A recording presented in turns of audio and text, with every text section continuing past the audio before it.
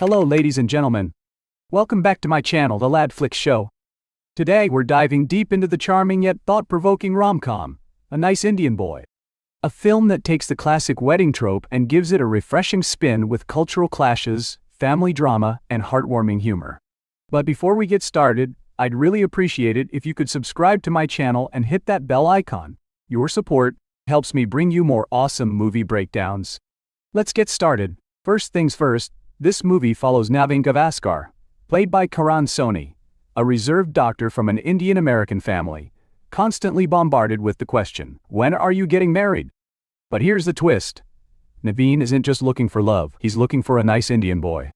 And that's where Jay Karundkar, played by Jonathan Groff, enters the picture. Jay is everything Navin is not, outgoing, expressive, and confident. But the real catch? He's a white man adopted by Indian parents. When the two fall for each other, the real challenge begins, introducing Jay to Navin's traditional Indian family.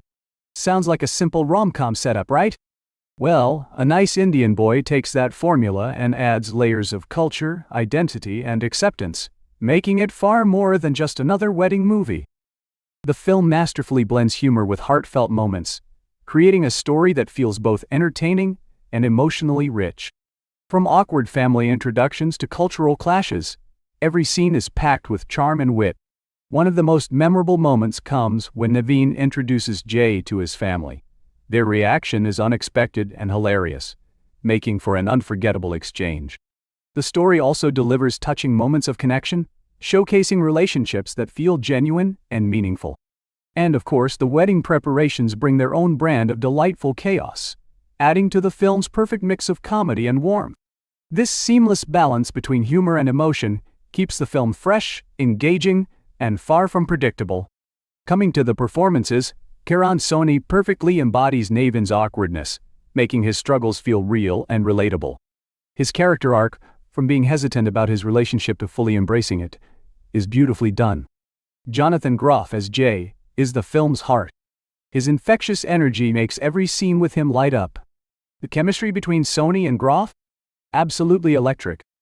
Harish Patel and Zarna Garg, playing Navin's parents, bring in that classic Indian parent energy, balancing love, tradition, and some seriously funny one-liners. Every actor feels like they belong in this world, making the story even more immersive. Visually, this movie keeps things simple yet effective. The film captures the rich, colorful aesthetics of Indian weddings, from traditional attire to lavish decorations. It doesn't go overboard with grand cinematic shots, but it focuses on emotions, expressions, and cultural nuances, making every scene feel real and intimate. It's a visually warm movie, something that enhances the feel-good factor. And soundtrack plays a subtle yet impactful role in this movie. The blend of Indian classical music and soft background scores enhances the cultural depth of this film. And yes, there's a hilarious moment when Jay randomly starts singing an Indian song on the street, completely unexpected but totally in character. The music never overshadows the story, but it does a great job of setting the mood for emotional and comedic moments alike. If there's one thing that might feel off, it's the pacing. The first half is nearly flawless, giving us time to fall in love with the characters and their dynamic. But the second half? It suddenly shifts focus from Navin and Jay's relationship to the family accepting the wedding. This subplot, while interesting, slightly takes away from the core romance. A bit more breathing room for the emotional depth would have made the film even stronger. A Nice Indian Boy shines with its authentic take on Indian family dynamics, delivering warmth, humor, and depth, without exaggeration. The performances are spot on, and the film's refreshing approach to queer love focuses on acceptance rather than just coming out.